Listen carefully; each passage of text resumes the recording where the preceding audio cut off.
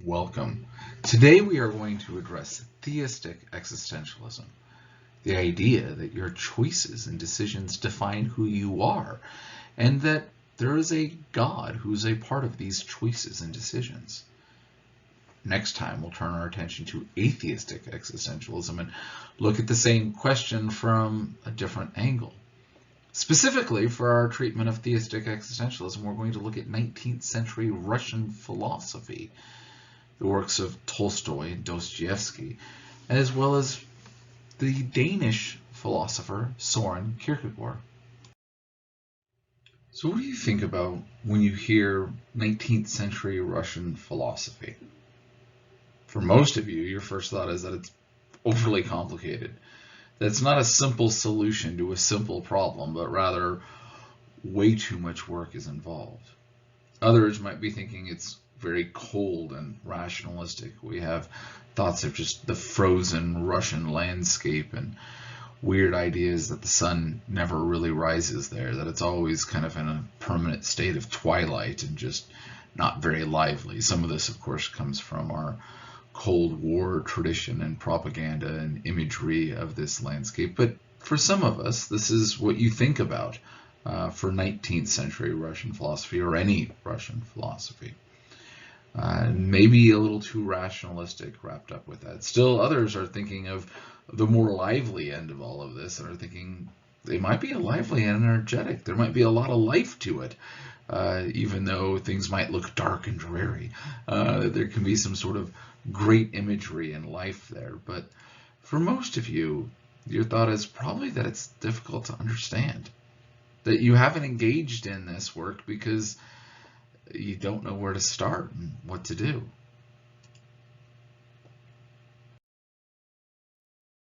So then, what do you think of when we talk about existentialist philosophy? Probably a lot of similar ideas, that it's overly complicated, that there's jargon that's used that you don't see and use in everyday life, that it could be cold and rationalistic or lively and energetic depending on who's saying it and which version of existentialist philosophy there is, and again, making it all the more difficult to understand. We have very similar ideas over both of these, and a reason for that is that they share a certain amount of identity and an overlap. There's a lot of 19th century Russian philosophers who are existentialists, and those are who we're going to turn our attention to today. There are a few giants of Russian philosophy in the 19th century, most of which are connected, at least in some part, to the literary world and express their philosophical position through novels. This is a pattern we're going to see through various forms of philosophy into the 19th and 20th century. In many ways, this becomes the sort of pattern of a lot of existentialist philosophy, because they're trying to show you the impact that choices and decisions and lived lives have, instead of just simply theorizing about it. The novel becomes a place where you can approach and understand and dive into these ideas that just classic philosophical arguments in the Kantian sort of style just doesn't work. There are some names that you might encounter: Soloviev, Fyodorov, and the brothers Trubetskoy, but the greatest of which that you will encounter are Fyodor Dostoevsky and Leo Tolstoy. These two kind of stand head and shoulders above the other giants that are in this field. The general method in creating a distinctly Russian form of philosophy was to incorporate certain elements from Russian Orthodox Christianity into standard or developing standard notions of Western philosophy. The term Western is used, at least in some ways, to connect it to notions of existentialism, as we're going to find within works of Kierkegaard and others. What we end up with, this mix of sort of existentialism and Russian orthodoxy, is a sort of Russian Orthodox interpretation of theistic existentialism, and seeing how that plays itself out in this broader world. One of the greatest challengers to Aristotle's notion of eudaimonia is Fyodor Dostoevsky. Dostoevsky lived from 1821 to 1881 in Russia. Now, Dostoevsky ends up looking quite a bit different for a lot of different reasons. His father was a doctor, like Aristotle's, so we have a similarity there. But while Aristotle, this was served in the court, for Dostoevsky, he lived on hospital grounds and saw sickness and disease that existed throughout all of 19th century Russian life. So it was definitely a different sort of perspective there. His family and himself were devout Orthodox Christians. Later on, he was sent to school in Moscow and to St. Petersburg. While his family was firmly middle class, this ended up putting him kind of on the outs of these schools because most of his classmates were aristocrats, and therefore he was the poor kid, even though he was better off than many others around him. While he was at school, because he was kind of on the outs with a lot of things, he ended up falling into a radical group of writers that were then arrested and sentenced to be killed. Right before he was to be shot, he was given a reprieve and instead sent to a work camp in Siberia. Now, this work camp is only slightly better than being executed, but you weren't being executed. And so it's very interesting to see this is one of those pivotal moments in Dostoevsky's life. And how would you respond with this moment as well? How do you think that a moment where you're certain you're going to die and there's nothing you can do about it, all of a sudden changes? You are inexplicably saved. Even if what you're being saved for sucks, a work camp, that's which is for some people almost even worse, you're not being executed. And this sort of experience kind of shapes most of his philosophy and his ideas moving through there. Upon his return, he would write a number of works. The Brothers Karamazov are probably, and Crime and Punishment are probably his more famous. But we have things like The Idiot and the Notes for the Underground and The Possessed as well. Dostoevsky's basic moral or philosophical teachings comes about through two different themes that you can find throughout all of his works. That is, first of all, that life is suffering. Right? Throughout his entire life, he sought and experienced this suffering. He saw the sick who were suffering. He felt persecuted and marginalized, and he suffered that way. He suffered in prison. He suffered in a work camp. He understands suffering. He lived a better life than many others, but it was still a life of suffering. And what Dostoevsky really wants to point out is that beauty can be found in suffering. That there can be some sort of beauty even in the moments of destruction and decay that is all around you.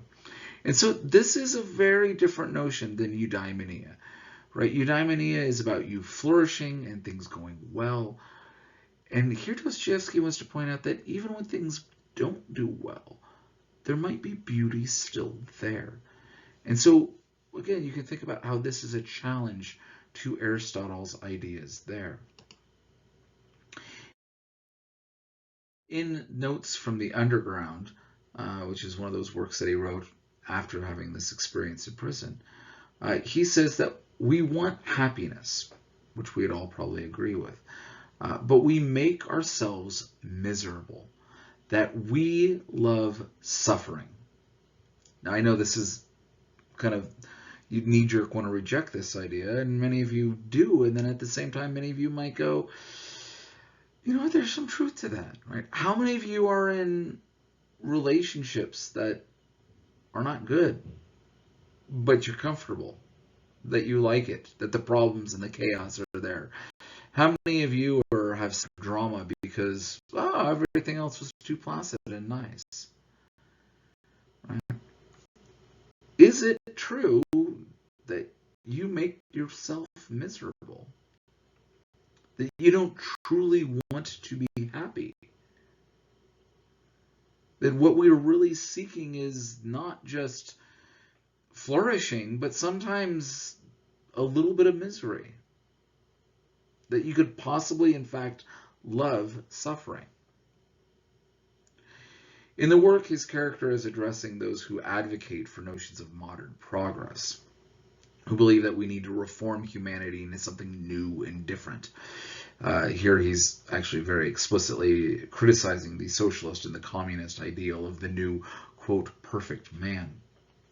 Against this philosophy of progress and improvement, he says that progress does not eliminate suffering. It only focuses on suffering and changes the focuses of different types of suffering. Here it's a very clear rejection of Marx and this idea.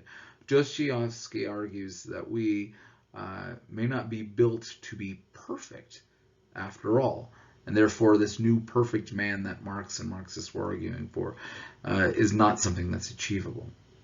But the reason why he wants something, Dostoevsky argues, to go off on a tangent may be that he is predestined to make the road, and perhaps too, that however stupid the direct practical man may be, the thought sometimes will occur to him that the road almost always does lead somewhere, and that the destination it leads to is less important than the process of making it, and that the chief thing is to save the well-constructed child from despising engineering, and so giving way to the fatal idleness, which, as we all know, is the mother of all the vices. Man likes to make roads and to create. That is a fact beyond dispute. But why has he such a passionate love for destruction and chaos also? Notice here the idea is that sometimes the goal is not the end, but the journey, as we're going to see with some people like Ralph Waldo Emerson as well, another transcendentalist philosopher, fairly similar contemporary to Dostoevsky. But we also love chaos and destruction. It may not be, Dostoevsky continues, that he loves chaos and destruction. There can be no disputing that he does sometimes love it, because he is instinctively afraid of attaining his object and completing the edifice he is constructing. Does not man, Dostoevsky continues, perhaps love something besides well-being? Perhaps he is just as fond of suffering. Maybe you love to suffer as much as you love flourishing, and that you have these two different impulses within yourself. Perhaps suffering is just as great a benefit to you as well-being. Man is sometimes extraordinarily, passionately in love with suffering, and that is a fact, Dostoevsky argues. There is no need to appeal to a universal history to prove that. Only to ask yourself, are you a man? And have you lived it all? Like, this is almost sort of just out in your face, blatantly true for Dostoevsky, that we sometimes, not always, sometimes, love suffering. Do you think this is true? Do you occasionally love suffering? Dostoevsky argues, as far as my personal opinion is concerned, to care only for well-being seems to me positively ill-bred. Whether it is good or bad, it is something very pleasant to smash things. Right? Regardless of who you are, destroying things has some sort of value, even though it's not constructive, even though it's sort of, the opposite. Right? Is it pleasant to smash things, and why would that be? But what things also matter? Our decisions still matter greatly, even if it is in breaking things, that there's still value in your choosing to do what you do. And so, again, this is an interesting sort of critique of notions of eudaimonia and Aristotle, because he's adding in this whole sort of dark shadow as a perspective within all of that.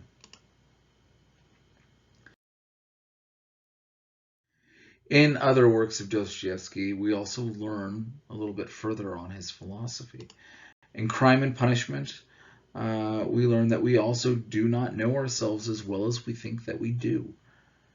We also know that even the worst among us within Crime and Punishment are not outside of God's love, and even they have some redeeming qualities, right? Even the worst person has something good about them, right? So it's not just everything's dour, but again, even in ugliness, even in suffering, there's some beauty, right? We have this sort of second sort of shot, right? There's always a silver lining to every cloud and a shadow to every beautiful thing, right? And we need to kind of learn from Crime and Punishment. How well do you know yourself? How well do you know who you are? Have you ever been in a situation where you thought you would act in one way, but you did the opposite? And did this surprise you? Right? I mean, many of us have gone through this countless times. If you haven't, congratulations. We'll see. In the work The Idiot, Dostoevsky tells about the clarity of near death, right? Very much coming from his own experience. He says that this has just huge value when you think you're going to die, that you become grateful for life, and that this gratitude and delight in life is so valuable. But everyone around you is going to look upon you just being happy for life and think you a fool, think you an idiot. And so this is where the character of this comes from. And maybe his other more famous work, The Brothers Karamazov, he says that we need to accept our own failings as part of our human condition as well, right? That we are not perfect, and we cannot think that we are to be perfect, that there is some failings within just the human condition. And yet this also means we still need to be redeemed, and that redemption is necessary for the human condition. Beauty is really an important idea for Dostoevsky. As we're going to encounter later with Sartre, there's a statement from Dostoevsky that he once wrote, "If God did not exist, everything would be permitted," or everything would be permissible from another translation. For Dostoevsky, if God did not exist, then we enter into overwhelming despair, and ourselves, we would just simply be nothing. Right? So there needs to be, for Dostoevsky's philosophy, this other sort of guiding principle, this other God who is there. While the affairs in our life will distract us, this living life, a phrase that he uses, also adds up to nothing if there is no God. Further, if God is then our lives actually add up to something much greater than the sum total of all of our own experiences. Additionally, Dostoevsky is famous for his saying that beauty will save the world. And that this is, again, this idea that we need to have beauty. There's beauty even in despair, and this beauty is what saves us. Yet the world is also very clearly, for Dostoevsky, contaminated with sin, with fault, with failing. So beauty has to be something that comes outside of the world. It must have a moral, ethical, and spiritual dimension. And so for Dostoevsky, beauty is something that's linked to truth and to goodness. Specifically for Dostoevsky, this came down to his religious convictions as well. That beauty is found in this radiant image of Christ as celebrated through the transfiguration, of which you see an icon that Dostoevsky would have been very familiar with right there. Dostoevsky also helped to articulate a personal creed to help him maintain his sort of bearing within all of this. He writes, "I have constructed for myself a symbol of faith in which everything is clear and holy for me. The symbol is very clear. Here it is. To believe that there is nothing more beautiful, more profound, more sympathetic, more reasonable, more courageous, and more perfect than Christ. And not only is there nothing, but I tell myself with jealous love that there never could be." Right? There's this value in having this personal creed.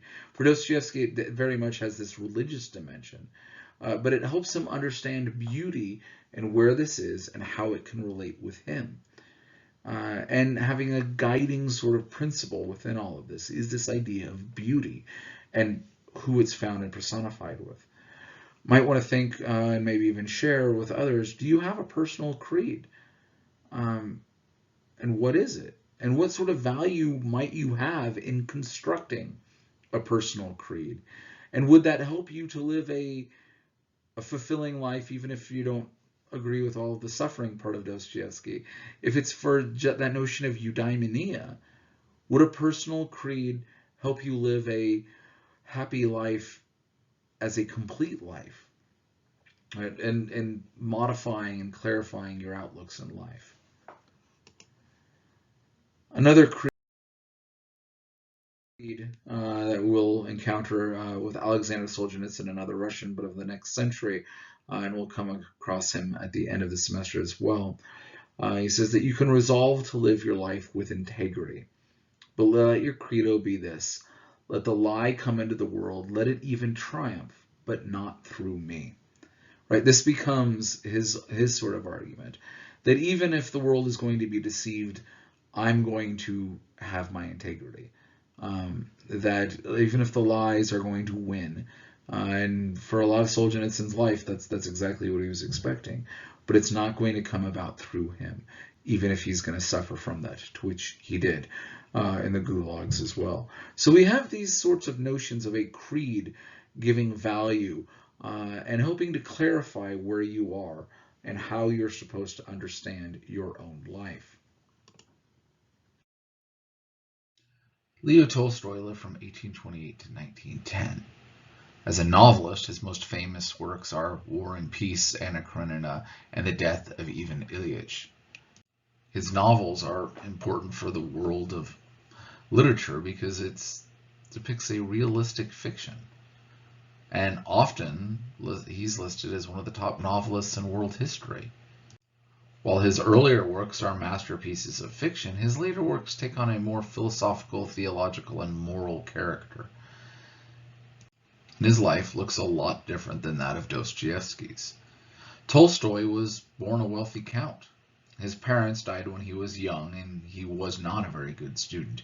He did fight in the Crimean War and returned and got married, and his marriage is usually depicted as a fairly difficult one. He had 13 children, 9 of which will survive. And while the death of his children definitely didn't make his marriage any easier, most of the difficulty came from Tolstoy and his notion of work. The basic teaching of Tolstoy is that good art should supplement religion. That art and novels can show us the inner lives of people that can allow for grace and for forgiveness. We can see that people are not one-dimensional but have many different facets to their life, and that we should then treat others with notions of brotherly kindness. Nonviolence, even when confronting evil, was also an essential moral teaching of Tolstoy. His teaching had a huge impact on Gandhi. And his notion of brotherly kindness and nonviolence were really kind of the starting point for him in trying to figure out the meaning of life and where we're supposed to go and how we're supposed to live. The emphasis of the kingdom of God being within you was towards this notion of moralism, and he liked that part of the Sermon on the Mount.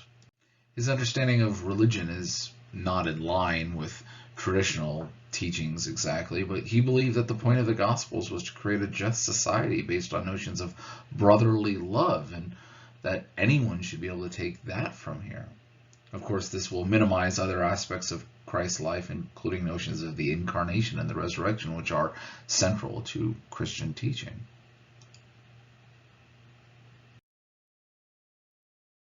In his works, we're going to see notions of philosophy and theology, usually found within short stories and novellas, such as The Kingdom of God is Within You.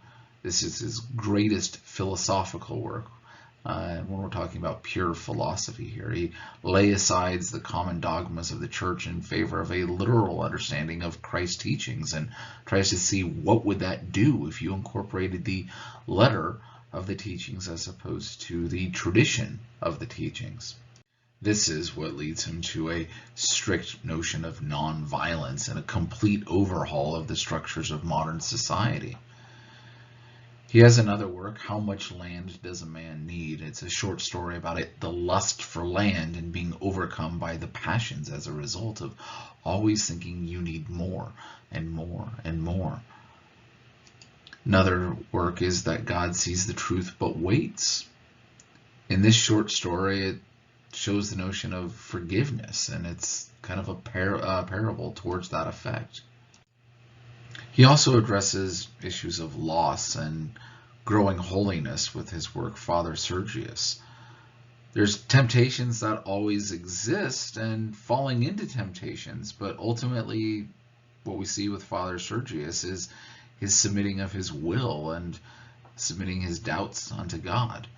And we're going to have throughout all these works kind of a mix of theological lessons and moral philosophy.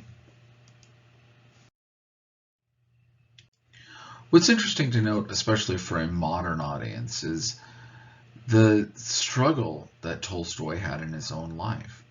He had great success with his novels, especially Anna Karenina, and he grew extremely depressed as a result of that, and wanted to know the meaning of life, if indeed there was one. He didn't think that churches held the answers, as he saw them as too corrupt, and as such, he actually ended up getting excommunicated. He did give away his money to the poor, which made his wife very mad. And at one point, he actually decided to give his wife the copyrights to all of his works, therefore she at least would have a livelihood after his death. And that helped a little bit for their marriage and her notions of security, but Tolstoy was still unsure as to what's going on in life, and he found himself still in a very large depression. We read about this depression in his work, My Confession. In it we read, although I regard authorship as a waste of time, I continued to write during those 15 years. I had tasted of the seduction of authorship, of the seduction of enormous monetary remunerations and applauses for my insignificant labor. And so I submitted to it, as being a means for improving my material condition, and for stifling in my soul all questions about the meaning of my life and life in general. In my writings, I advocated what to me was the only truth, that it was necessary to live in such a way as to derive the greatest comfort for oneself and one's family.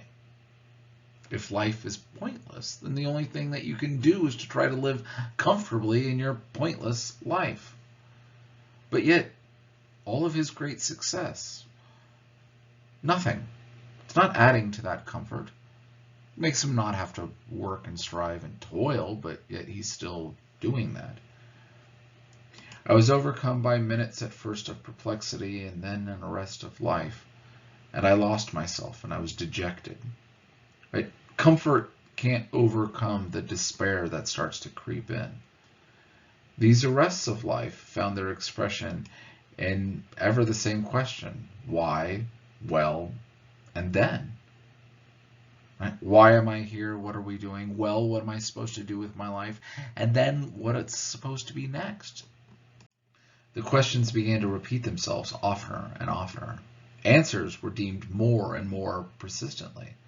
The suffering keeps growing, and before the patient has had time to look around, he becomes conscious that what he took for an indisposition is the most significant thing to him. It is death. The only thing that this despair can do is to lead you to notions of death, to help you realize that you too will die. There's nothing else that you can come to by sitting there and actually living life, is knowing that you too will die. You can put it off for a moment with enjoyments and luxuries and comforts, but you know this is coming and it's not very far off. If there's no answer to the why, well, and then why bother? Why engage in life? If life is pointless, and only resulting in death, then you might as well die now. Why would you engage in anything else? Why care for comfort and family? Why care for land? Why care for the education of your children? Why bother about your own fame? By the way, do you have any answers to these? If death is all that there is, why bother with anything? You can very easily slip into notions of nihilism. If death is all that there is, then why bother? What then? If it's all for naught, then why even play the game? Knowing that the joy you get out of it is nothing. It's insignificant. It's lost. It's without meaning.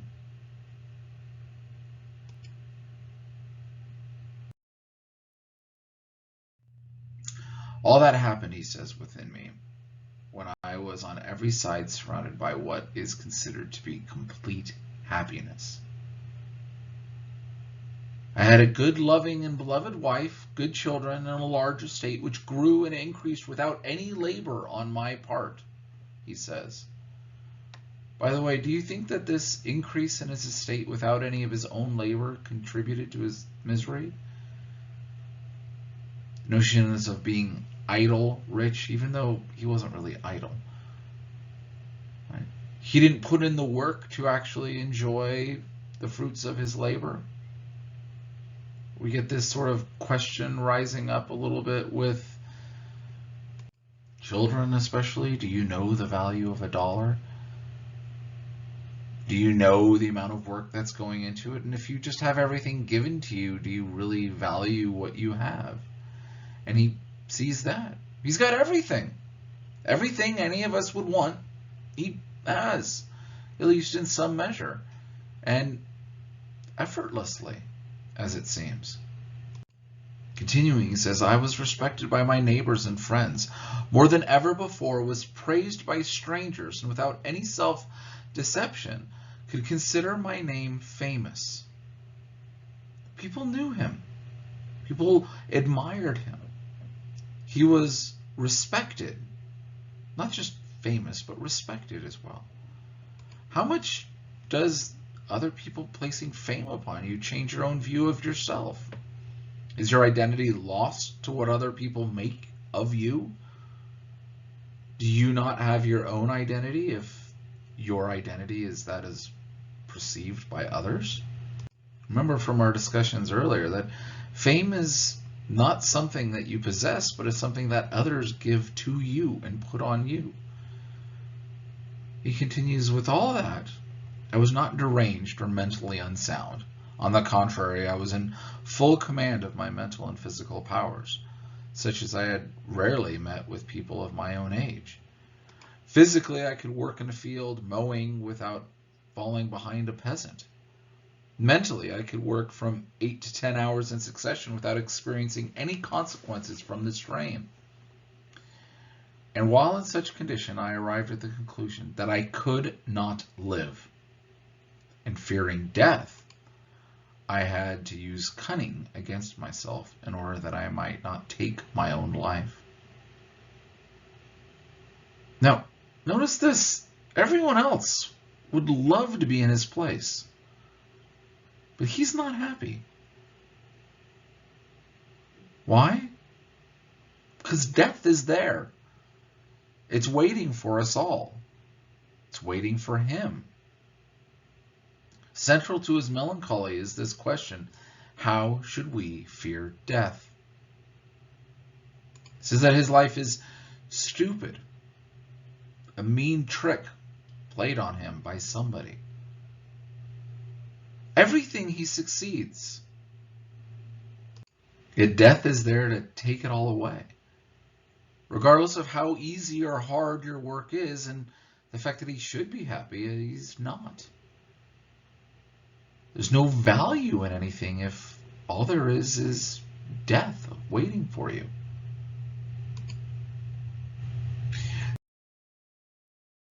This reminds him of the Eastern story about the traveler. In it, we read long ago, there's this Eastern story about the traveler who, in the steppes, is overtaken by an infuriated beast. Trying to save himself from the animal, the traveler jumps into a waterless well. But at its bottom, he sees a dragon who opens his jaws in order to swallow him. There's no value in this. You escape one beast only to be found in the clutches of another. And the unfortunate man does not dare to climb out, lest he perish from the infuriated beast, and doesn't dare to jump down to the bottom of the well, lest he is devoured by the dragon. So he clutches to a twig of a wild bush growing in the cleft of the wall and holds on to it. His hands grow weak, and he feels that soon he shall have to surrender to the peril which awaits him on either side. But he still holds on. And what does he see? He sees two mice, one white, the other black, in even measure making a circle around the main trunk of the bush to which he is clinging, and nibbling at it on all sides. Now at any moment the bush will break and tear off, and he will fall into the dragon's jaws. The traveler sees that and knows that he will inevitably perish. But while he is still clinging, he sees some drops of honey hanging on the leaves of the bush. So he reaches out for them with his tongue and he licks the leaves. Just so I hold on to the branch of life, knowing that the dragon is death. It is awaiting inevitably for me, ready to tear me to pieces, and I cannot understand why I have fallen on such suffering. And I try to lick that honey which used to give me pleasure, but now it no longer gives me joy. And the white and the black mouse, day and night, nibble at the branch to which I am holding. I clearly see the dragon, and the honey is no longer sweet to me. I see only the inevitable dragon and the mice, and I am unable to turn my glance away from them. That is not a fable, but it is the truth. The true drops of honey that he gets. They turned his eyes away from this cruel truth, were his love of family and his authorship, his art. This is also no longer sweet to him. My family, I said to myself, but my family, my wife and children, they are also human beings. They are in precisely the same condition that I am in. They must either live in the lie or see the terrible truth. Why should they live? Why should I love them? Why guard, rise, and watch them? Why do anything? Why bother loving your family? They're going to die. Their life is just as pointless as yours. Is life worth living if there is only death? Remember, no one's going to remember you. You might be famous for thousands of years, but ultimately, even they will die too. Everyone that you love will die. Everyone that knows of you will die. Every work that contains your name will be destroyed and fade away. How much should fear of death impact your life right now? You should stop and ask yourself these very cheery questions. What's the point? Now, don't give up quite yet. We'll see if Tolstoy can get us anywhere else. He's not a nihilist. He's an existentialist, and there becomes differences, or at least he works for our understanding of existentialism here.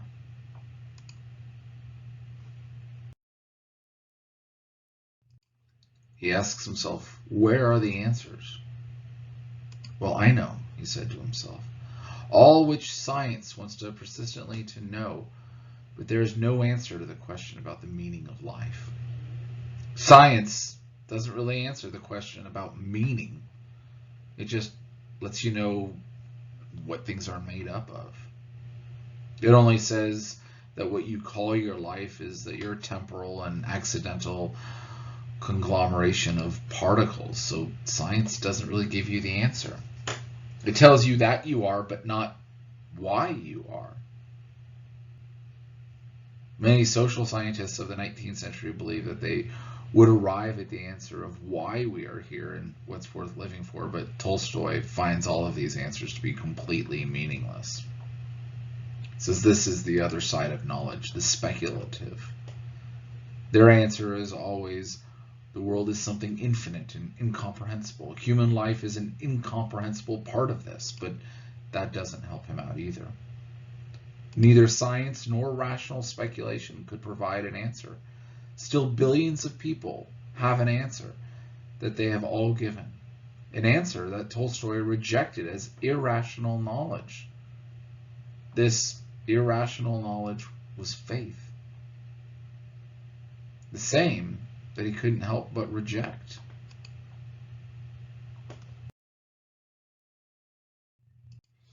So we find that it's time to make a choice. From the rational knowledge, it followed that my life was an evil, and men knew it. It depended on men whether they should cease living, and yet they lived and continued to live, and I myself lived, though I had not long ago thought that my life was meaningless and an evil. From faith, it followed that in order to understand life, I must renounce reason, for which alone a meaning was needed. We are left with this question, faith or despair. On the one hand, he says we have Schopenhauer's answer, life has no meaning, it is an evil. On the other hand, it seemed irrational and monstrous, this notion of faith. Notice this is not the view of an apologist. He's not sitting here going, therefore, yay. Right? He's someone who's forced to choose between what he sees as the lesser of two evils. There's not a good answer in either of these.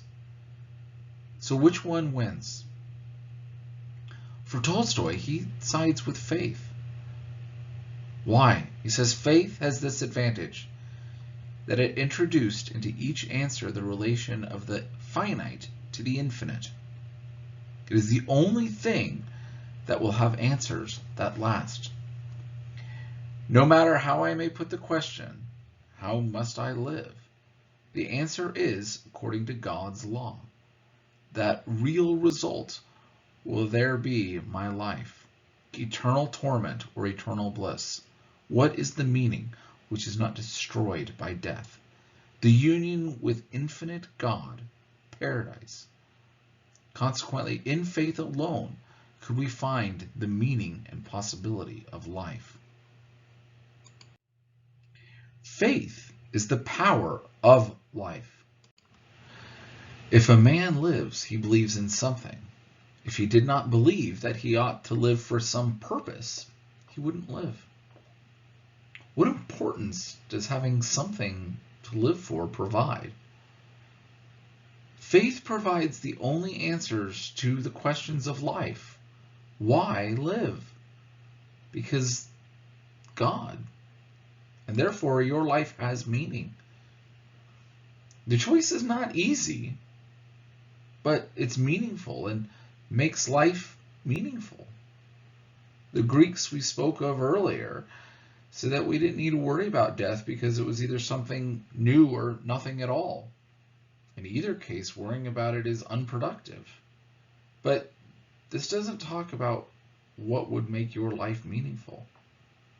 We should notice for Tolstoy, meaning comes not from God, but notions of immortality.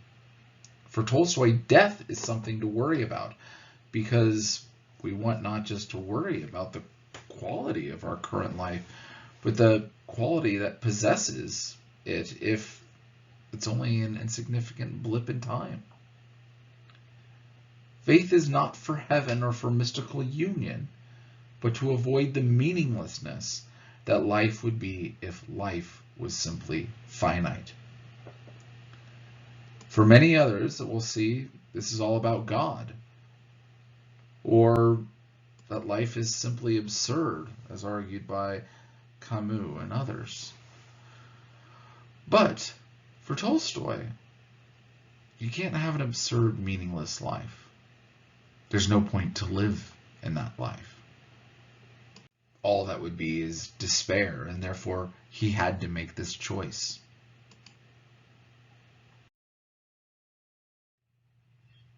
What we see with Tolstoy, Dostoevsky, and with Kierkegaard are notions of theistic existentialism.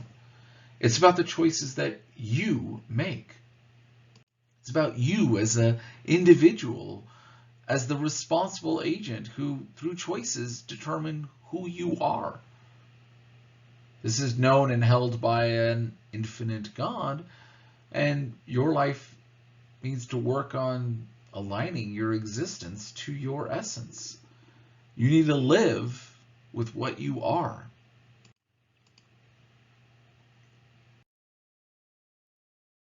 Existentialism's founder, in many ways, is Soren Kierkegaard, or Kierkegaard, if you prefer the common English pronunciation.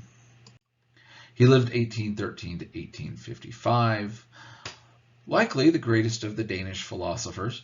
He is the father of existentialism, and he'll pen thousands of pages to convince readers that they cannot be convinced intellectually about the matter to which he wrote, namely that of Christianity, often called the melancholy Dane.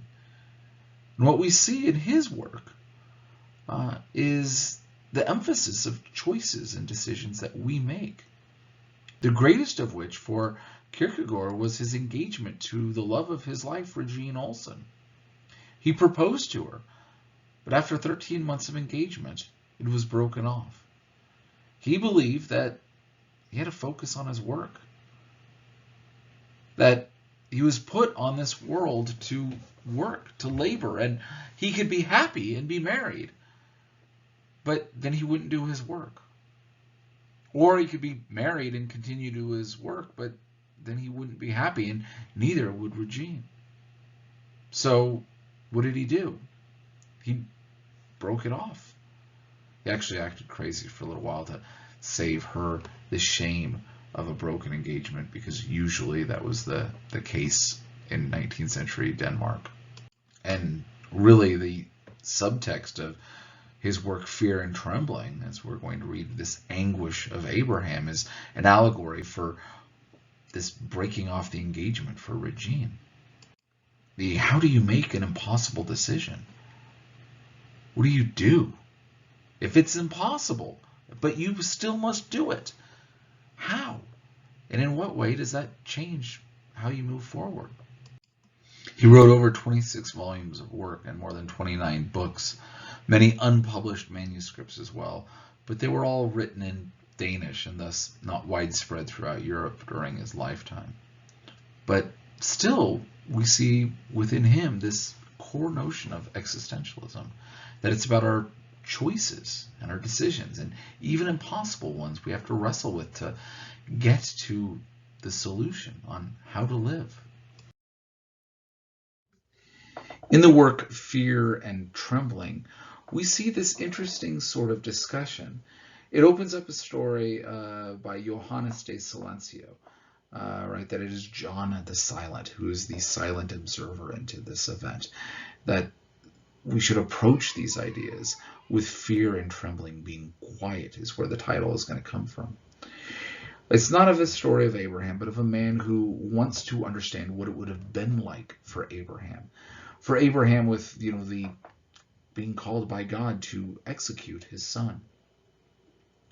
Ultimately, the story of Abraham became one where the man wanted nothing more than to see how Abraham wrestled with God and what God called him to do in the story of what's commonly referred to as the binding of Isaac.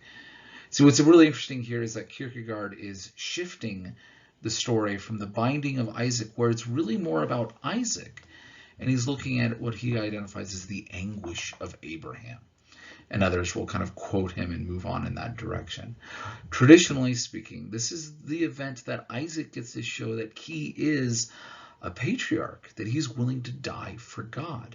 It's not as much about Abraham as it is about his son.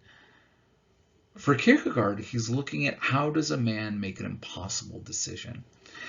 And if you're kind of reading between the two lines here, you're going to see that this is not really about Abraham and Isaac as much as it is about Kierkegaard and the love of his life for Regine Olsen. How is it that you can make an impossible decision where God is calling you to give up what you love most? How do you do that? And how do you remain true to your God and true to the woman or person that you love? This is really the subtext of all this, and we really get to see a fun sort of example of existentialism, where it's all about the choices and decisions we make, and that shapes our identity and how we are to move forward. But obedience becomes kind of essential and almost expected. And so in this sort of retelling, Johannes de Silencio is presenting 4 different versions of what he thinks might have been able to be the case when Abraham was called to give up the object of his love, his son.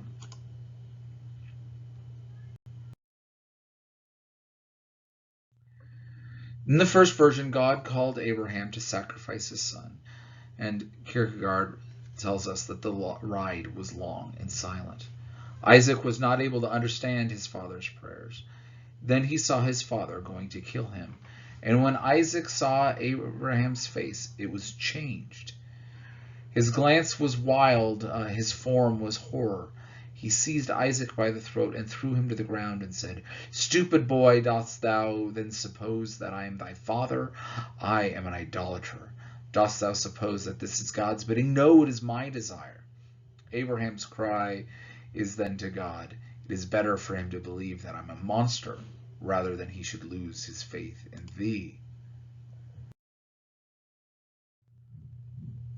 He then pairs this sort of interesting story with different ways that mothers must reject their child, that they must be weaned off of the breast. It says the same must be done here, that the mother might blacken her breast so the child rejects the breast but not his mother. That this is the sort of call of what's going to be done. How is it that you do this? You don't want the child to reject the mother, so you blacken the breast so the child rejects the breast. Abraham doesn't want Isaac to reject God, so he makes himself the demon. He changes his face and not that of his God. He says, "No, I'm the idolater." Does Abraham tell Isaac, "I did it, now hate God too"? No, not in this version.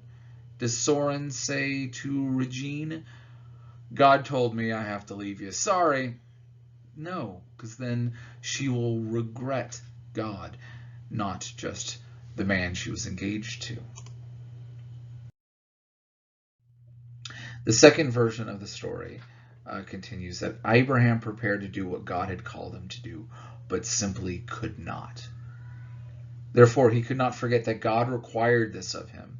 And Isaac throve as ever before, but Abraham's eyes were darkened, and he knew no more joy. If by chance Abraham just wants to say, "No, God, I can't do it. What you're requesting is too much. This is too difficult," then Abraham won't know God. Isaac can be as before, but he won't have any real joy in his life. Just as Soren couldn't have any joy in his life if he was to be married, even though Regine might not know any difference. Probably she would figure it out. But this is the sort of fear and thought that's going to be there. Again, when a child must be weaned, it has to grow big and be weaned. The mother virginally hides her breast, so the child has no more mother. Happy is the child who did not another way lose his mother. Right? Just hiding it away by rejecting it. It never exists. Doesn't always solve the problem either. The third version proceeds that Abraham thought the sacrifice that he already did, recalling back Hagar and Ishmael, putting them out, and was unable to do it, but cried out to God to forgive his sin, not in his inability to sacrifice his son, but that he would even consider it. After all, it is his duty of a father to protect his child. Right here, I'm already engaged. I already owe Regine something, legally, contractually, religiously, emotionally, socially, all of these things. I have certain obligations. How dare I reject my obligations? Right? Looking back at already what I have given, right? There becomes a sort of self-justification and not true humility within this respect. And therefore, it's not really being dutiful. and you're not really following through with what God requires, according to Kierkegaard or Johannes de Silencio here. Here, the mother is also so sorrowful that when a child must be weaned, that they mourn the loss of that aspect of their relationship together, that both are putting this away and mourning this loss. And maybe he can mention at least of what he's being called to or expected to do at this moment. In the fourth and final version of the story, Abraham did what God called him to do, and the relationship between the father and the son was therefore ruined. He held out the knife and said, God told me to do this, and ended up having this fight. Isaac had lost his faith, and Isaac never talked to anyone about what he had seen, but Abraham did not suspect that anyone had seen it. There becomes this sort of, I'm having to do it, and this relationship is broken now. Maybe even the relationship between you and God, but at least I did it, and I'm, not happy about it, and you're not happy about it either. And here, when the child is weaned, he says that the child is weaned from the breast by eating other food, right? That you need to give somebody something else. You need to give somebody, the child, the food and the readiness. You need to provide something new. And this is really what he's going to say is what Abraham had to do. Abraham had to explain to Isaac, not only are you losing out, but you're going to be gaining something as a result.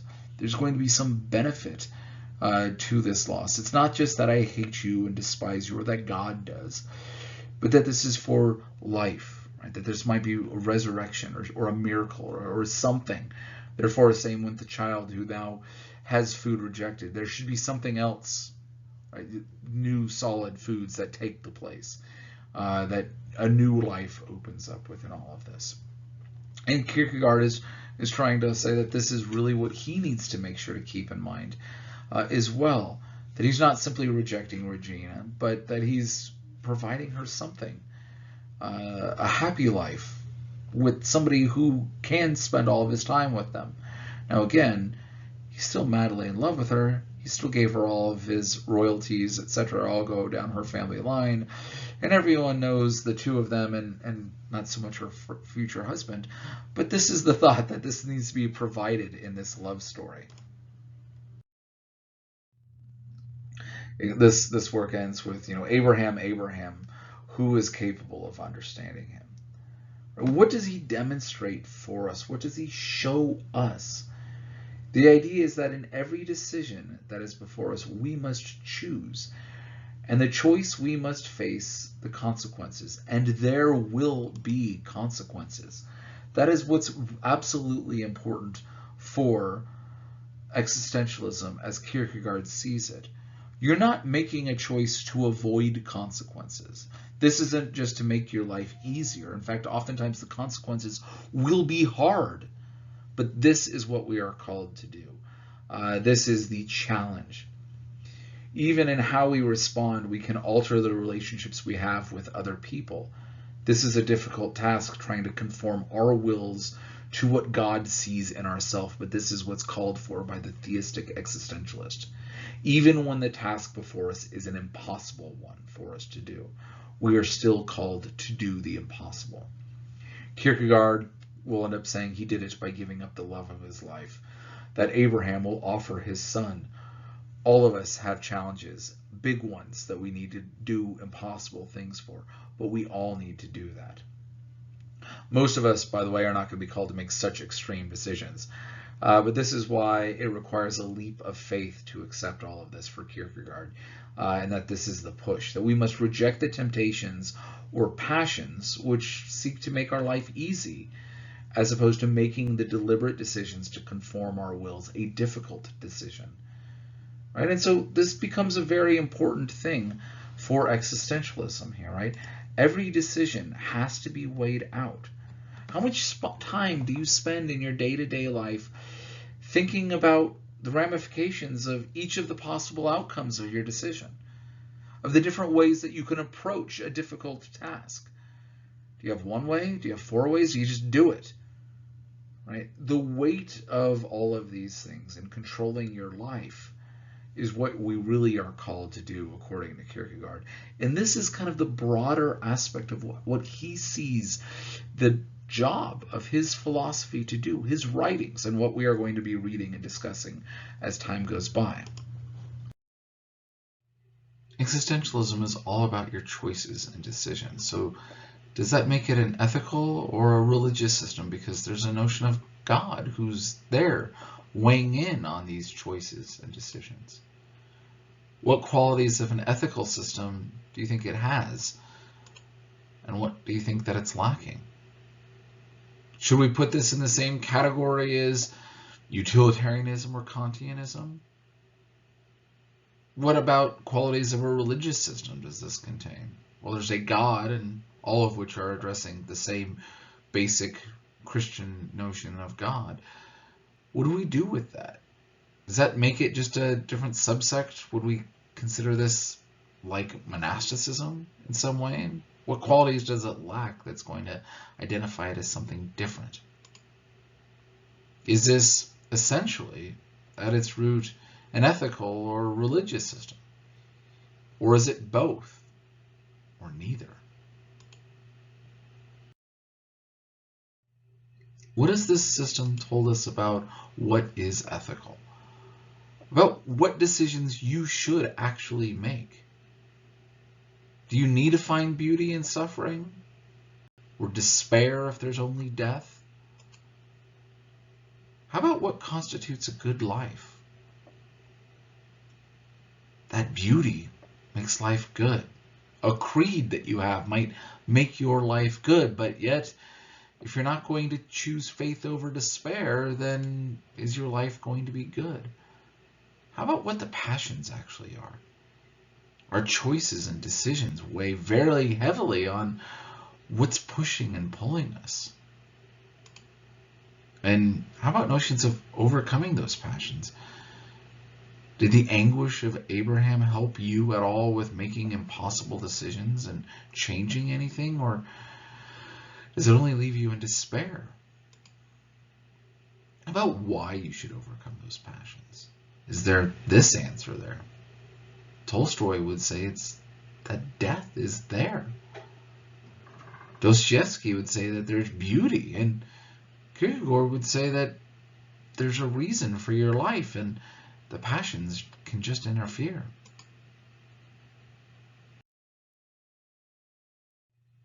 How has this system helped you with the questions you have today? Those struggles that exist all around you? What answers are the most beneficial? Do you like Dostoevsky, Tolstoy, or Kierkegaard? Is one ultimately better than the other, or do they need to be taken in concert? Do you need to look at theistic existentialism as a whole and not just an individual thing? Those big questions around you, you have to come up with an answer. You need to decide. And this system, more than many others, tells you that it's about your choices and decisions, and therefore you should have some sort of benefit moving forward with them. So how does an emphasis on your decisions help you make a decision?